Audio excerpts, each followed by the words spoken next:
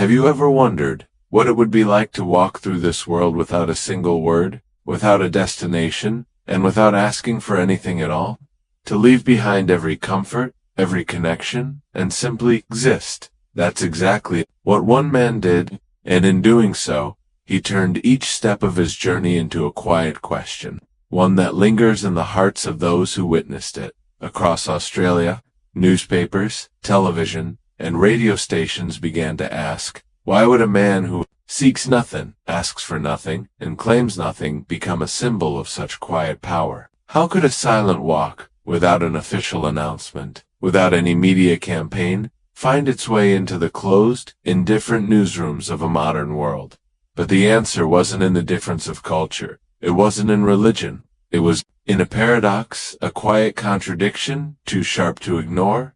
In a society built on speed, convenience, and relentless connection, a man who willingly gave it all up became impossible to turn away from. The very fact that no one could explain him only made people follow him more closely. He carried no phone. He made no posts. He called upon no one for help. And yet, an entire nation watched his every step as though it were a national event. A Vietnamese monk, walking alone on the roads of Australia, not chasing followers, not chasing fame, but becoming a living mirror for the world he walked through. In a time when personal value is measured in likes, followers, and screen presence, his silence was louder than 1,000 voices. He posted no photos, yet thousands appeared of him. He wrote no words, yet hundreds of articles spoke of his journey. This wasn't coincidence. It was a living reminder that true presence does not need permission, that a human being, simply by existing quietly and honestly, can awaken something long forgotten in a crowded world. People began to share images of him, standing alone by the roadside, holding an empty alms bowl. No banner, no sign, no pleading eyes. Just presence. And somehow, that presence was enough. Enough to stir the gentle pulse of compassion in hearts numbed by noise. Enough to make people pause, if only for a moment, and ask themselves, when was the last time I truly saw someone? In a land where everything is measured, where every movement is tracked by algorithms, how could a man without a single tool of modern life appear on every major headline? He asked for nothing, yet he was given food, fruit, and the simple kindness of strangers, not because he begged, but because, without a word, he reminded them that they could give. And perhaps the most extraordinary thing was this: the more he walked in silence, the more people wanted to know who he was, as though his very quietness spoke a language the world had long forgotten. In those moments, Minh Tuesday crossed not only the borders of nations, but the invisible walls within human hearts. Walls built by habit, by doubt, by a society too busy to notice its own emptiness. A simple joke by a journalist named Emily Harper became a kind of declaration. I'll be following him, maybe with a cold beer in my hand. It was meant as humor, but it spoke of something deeper, of a hunger not for entertainment, but for meaning. And in that lightness, a wave of empathy began to ripple through the Australian community. In a world obsessed with efficiency, visibility, and gain, one silent man was enough to remind us that sometimes the quietest soul carries the most powerful voice, and perhaps it was precisely because he declared nothing that every step he took became a silent question that refused to be ignored. The media could not look away. Newspapers, television anchors, and radio stations across Australia began asking themselves, how could a man with no agenda, no demands, and no desire for recognition captivate an entire nation? Why would a quiet, unadvertised journey break through the tight-lipped, indifferent walls of modern newsrooms? It wasn't because of religious difference. It wasn't cultural novelty. It was a paradox so sharp, it exposed something about ourselves. A modern, prosperous world, baffled by the sight of a person choosing to walk away from every convenience, to walk in silence, to exist outside of everything it knew how to measure, and the harder they tried to explain it, the more impossible it became to turn away. The more this silent figure made their systems seem absurd. For every rule they had, he slipped through its grasp. Without a phone, without social media, without a word spoken or a plea for support. And yet, somehow, this quiet monk had all of Australia watching. In a Western society, addicted to visibility, to numbers and digital proof of worth, Minh Tuesday's quiet presence became a devastating counterpunch to a culture built on noise and endless validation. He didn't need to post a single photo, and yet the internet was flooded with images of him. He didn't write a single caption or plea, and yet article after article appeared, desperate to describe his journey. This wasn't an accident. This was living proof of a different kind of influence, one that doesn't chase attention, but awakens it, one that travels not through algorithms or viral trends, but through the simple, undeniable power of presence. People began sharing pictures of him standing by the roadside, a simple alms bowl in his hands, no banner asking for help, no eyes pleading for kindness, just standing there. And in that quiet standing, something long forgotten in the hearts of busy people began to stir. In a world where every action is tracked, measured, and optimized, the sight of a man with no tools, no connections, and no agenda, appearing on every major headline, became a paradox too vast to explain away. He asked for nothing, and yet bananas, rice, boxers, bottles of water, and warm, genuine nods came his way, not because he sought pity, but because, without a word, he rekindled compassion, and the less he asked, the more people felt drawn to him. They wanted to know, who is this man? What kind of person moves through the world so quietly, yet leaves such a storm of meaning behind? In that simple silence, Minh Tuesday crossed not only physical borders, but the invisible walls built by prejudice, by habit, and by our forgotten capacity to feel for one another. He reminded people that one could inspire, not through words, campaigns, or performances, but through the raw, unfiltered truth of simply being. A casual remark from journalist Emily Harper, meant in jest, unexpectedly sparked something deeper. I guess I'll be following him. Maybe with a cold beer in hand. And in a society accustomed to its own cold, logical detachment, that offhanded line became the beginning of a quiet wave, a ripple of empathy, a subtle shift in the collective awareness of a community long numbed by efficiency and routine, because sometimes, all it takes is one quiet figure to remind an entire nation that behind all the systems we've built, there is still a pulse in the human heart. And some stories don't need to be told, they just need to be witnessed. It was in that half-playful, half-reverent remark from a veteran journalist that the first faint signs of awakening began to surface. That cold beer in hand, so deeply woven into the everyday fabric of Australian life, wasn't just a drink. It was a symbol, a reflection of a culture long accustomed to comfort, where the world is often observed through a lens of detached amusement. And yet, placed beside the quiet image of a barefoot man, walking across an entire nation without complaint, even that simple beer can felt strangely out of place.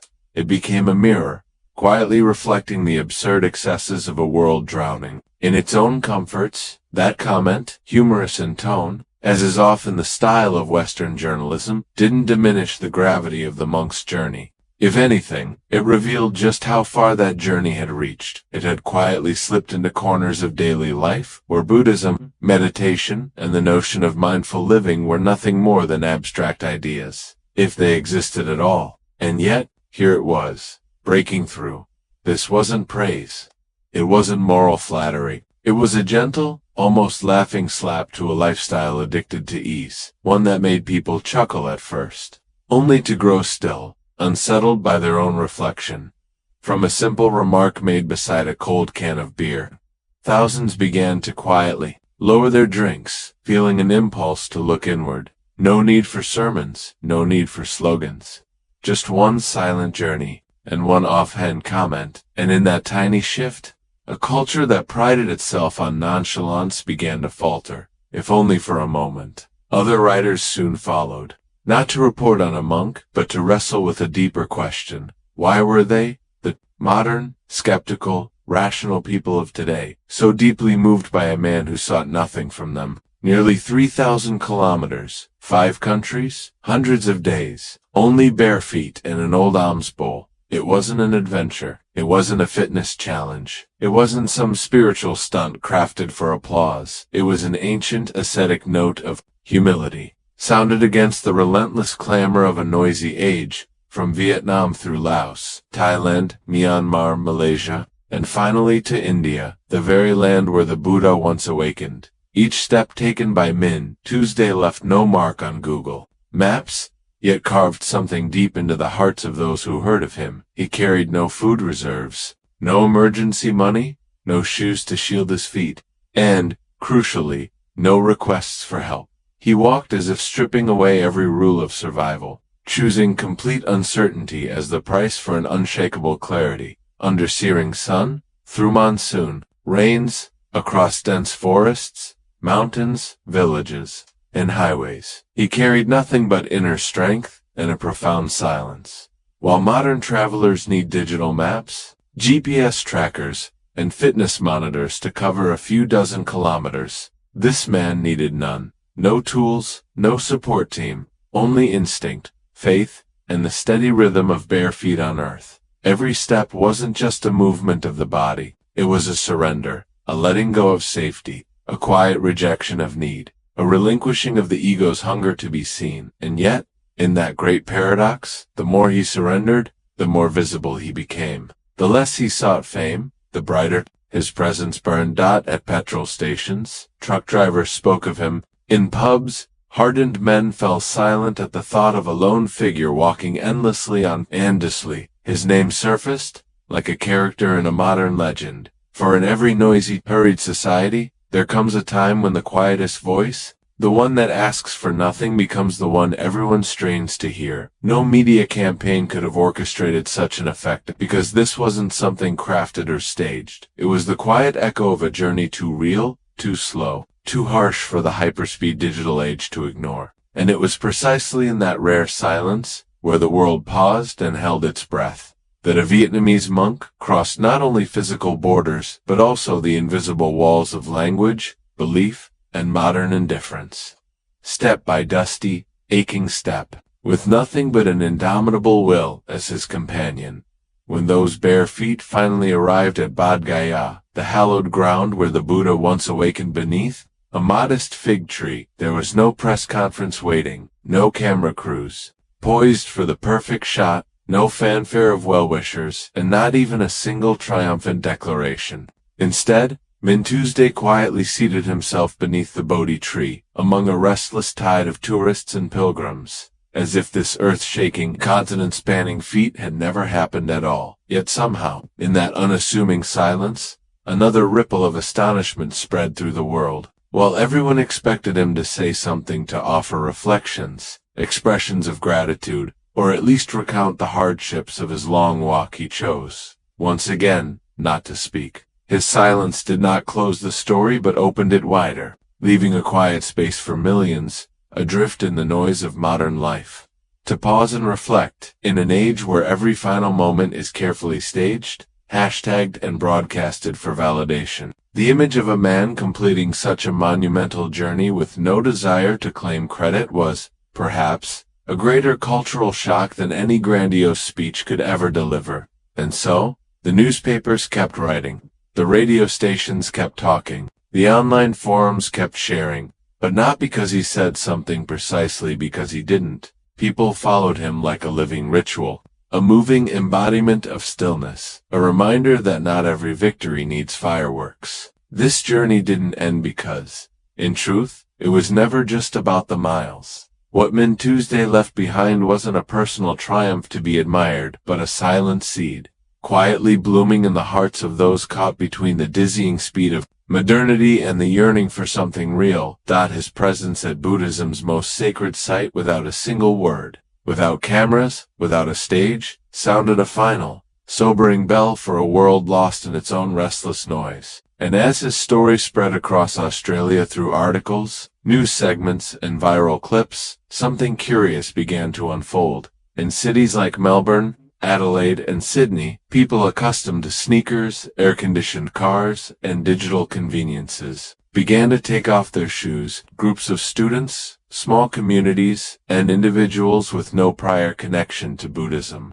with no interest in Asian philosophy, started organizing barefoot walks, not for religious reasons, not for spiritual, Points not to declare an allegiance to any cause, but simply to feel. There were no slogans, no banners raised high, just quiet figures moving through the streets, reacquainting themselves with the earth.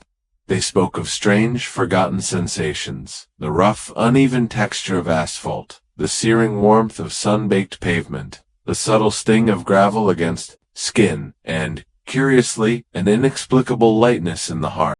And none of them had ever met Minh Tuesday. None of them knew his school of thought. None had been won over by stirring sermons, for the monk had never delivered a single one. It was only the image of a solitary figure walking, without asking anyone to follow, that made people want to try. This movement didn't roar through social media. It didn't trend on TikTok. It wasn't packaged into a product. Instead, it spread quietly, like a subterranean stream, through the hearts of young people desperate for sincerity in a fabricated world, and one can't help but wonder, what else lies waiting to be rediscovered in the spaces we've abandoned for comfort? What might we hear, if we too chose, even briefly, to walk without shoes and without noise?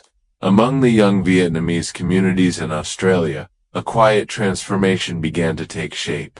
They started cooking simpler meals, choosing to slow down, spending less time glued to their phone screens, and, for the first time, trying to meditate, not because they were told to, not because it was a trendy thing to do, and not necessarily inside a temple. They did it because, for once, someone had shown them that it was possible, that one could live simply, live mindfully, live with depth, not as a concept, not through lectures or slogans, but as a way of being, without preaching, without persuasion. Venerable Minh Tuesday achieved what hundreds of motivational speakers and thousands of social media influencers could not, awakening a deeply buried instinct within modern Western souls, the ancient primal urge to come home to oneself, and as waves of admiration rippled through communities, naturally, there came the voices of skepticism, sarcasm, and doubt. Some media outlets dismissed his journey as a romanticized display of poverty. A few cold, detached commentators posed questions like, why not ride a bicycle to save time? Why not simply get a plane ticket like everyone else? Could this just be a quiet performance crafted to attract attention? On the surface, those cynical jabs seemed reasonable, but they were swiftly drowned out by a truth too evident to deny. This man had never asked for fame. He never issued clarifications or defended his choices. While the internet buzzed with debates and polarizing arguments, Venerable Minh Tuesday remained completely silent. No rebuttal posts, no live stream confrontations, no attempts to explain his perspective. He let the storm rage on, unmoved. And in doing so, he exposed something deeply uncomfortable about the modern crowd, their inability to attack someone who refuses to play the game. You cannot insult a person who won't answer back. You cannot belittle a man who isn't trying to climb any pedestal. You cannot defeat someone who never declared himself a winner. An ABC reporter once tried to secure an exclusive interview with him. All she received was a gentle bow and a quiet smile. No rejection, no acceptance, simply presence. And within that silent refusal, every attack seemed to dissolve on its own. He stood firm, like the unshaken trunk of a Bodhi tree in the heart of a storm. The more he walked without asking to be believed, the more those skeptical voices felt adrift and out of place. Perhaps people didn't fully agree with him. Perhaps they questioned his reasons. But no one could deny that there was something about this man that made it impossible to look away. And this silence wasn't an act of avoidance. It was a declaration that needed no microphone, no stage, no carefully crafted speech. Only one human being brave enough not to react in a world where everyone is shouting to be heard. Even in the midst of scornful whispers and cynical jabs, Venerable Minh Tuesday simply kept walking, as though the noise behind him had never existed, and as his journey stretched beyond the borders of mainstream media, crossing languages and religious lines, people began calling it something else entirely, a kind of faith that required no translation. In the bustling cities of Sydney, Melbourne, and Brisbane, Vietnamese communities, local Australians, and even those who'd never heard of Buddhism began speaking his name, not as a preacher, not as a celebrity, but as a living reminder, proof that there exists another way. to live on radio programs and talk shows. Commentators stopped referring to him as just another inspirational figure. They began calling him a living reminder. A wordless, gentle rebellion against the frenzy of modern life. A quiet testimony that, somewhere out there, a different kind of life is still possible. A man who never spoke out, never asked for anything, never tried to prove a point, yet somehow made an entire society pause. Pause to listen, to reflect, to question. Are we truly living? It was his voluntary renunciation of all comfort that served as undeniable proof of a conscious choice, a quiet form of resistance against the endless demands of modern life.